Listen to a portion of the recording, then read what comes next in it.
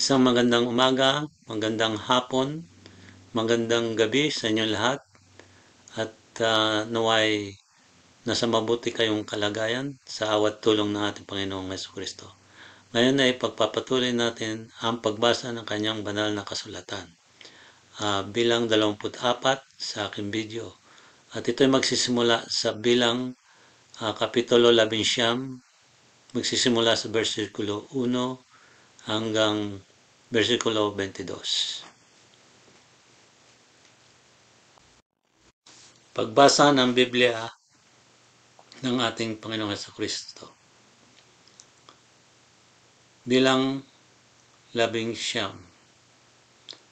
At sinalita ng Panginoon kay Moises at kay Aaron na sinasabi, ito ang palatuntunan ng kautusan na iniutos ng Panginoon na sinasabi, salitain mo sa mga anak ni Israel na sila'y magdala sa inyo ng isang mapulangguyang bakang babae na walang kapintasan, na walang dungis, na hindi pa napapatungan ng pamatok. At ibibigay ninyo kay Eleazar na saserdote at kanyang ilalabas sa kampamento at papatayin ng isa sa kanyang harapan. At si Eleazar na saserdote ay dadampot ng dugo sa pamamagitan ng kanyang daliri at magwiwisik ng dugo na makapito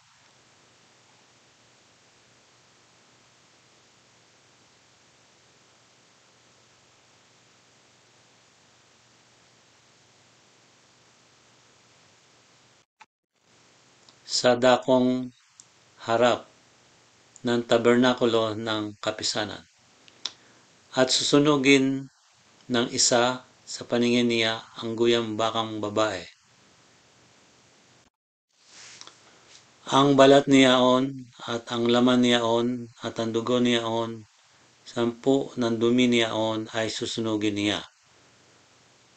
At ang saserdote ay kukuha ng kahoy na sedro at ng isopo at ng kulay grana at ihahagis sa gitna ng pinagsusunugan sa guyang bakang babae.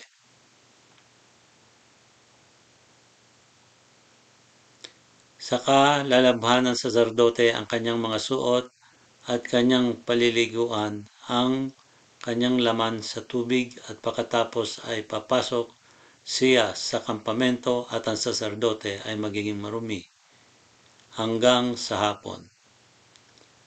At yaong sumunog sa baka ay maglalaban ng kanyang mga suot sa tubig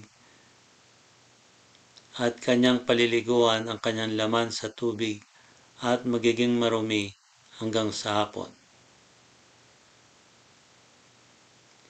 At pupulutin ng isang taong malinis ang mga abo ng guyang bakang babae at ilalagay sa labas ng kampamento sa isang dakong malinis at iingatan ukol sa kapisanan ng mga anak ni Israel na pinakatubig para sa karumihan, handog nga dahil sa kasalanan.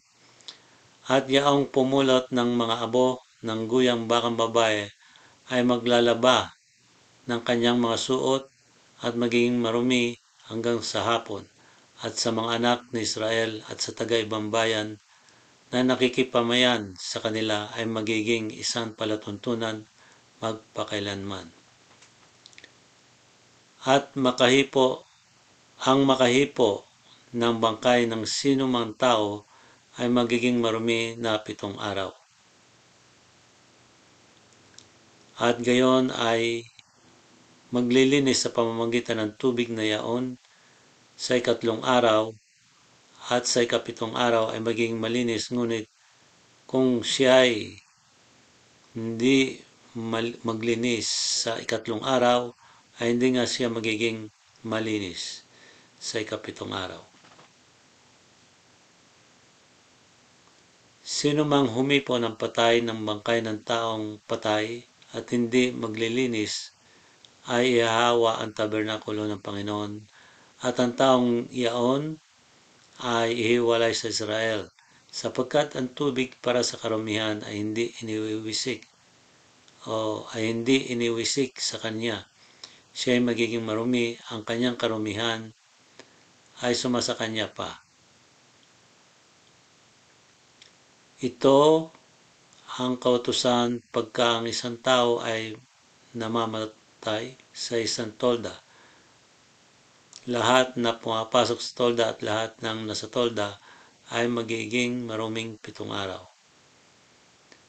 At bawat sisidlang bukas na walang takip na nakatali roon ay marumi. At sino mang humipo sa luwal na parang ng alinmang pinatay ng tabak o ng bangkay o ng buto ng tao o ng libingan ay magiging maruming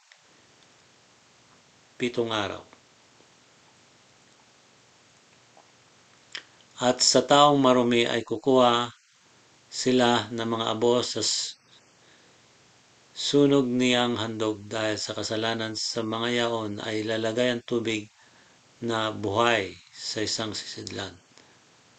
At isang malinis na tao ay kukuha ng isapo at itutubog sa tubig at ibiwisik sa tolda at sa lahat ng kasangkapan at sa mga taong nandoon at sa humipo ng buto o ng bangkay o ng patay o ng libingan.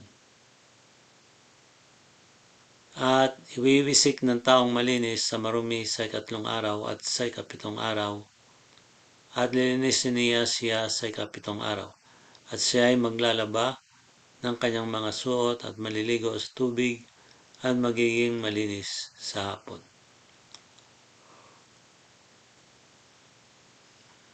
Ngunit ang taong magiging marumi at hindi maglilinis ay hiwalay ang taong yaon sa gitna ng kapulungan, sapagkat kanyang inihawa ang santuaryo ng Panginoon. Ang tubig para sa karumihan ay hindi nawisik sa kanya, siya ay marumi. At ito'y magiging isang palatuntunan magpakailanman sa kanila.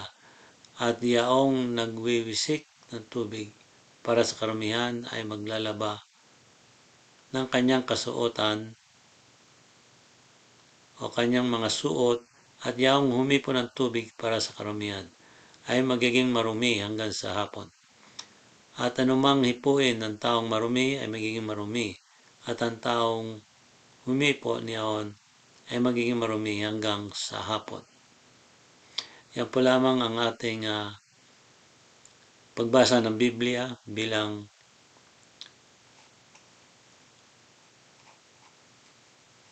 ₱24.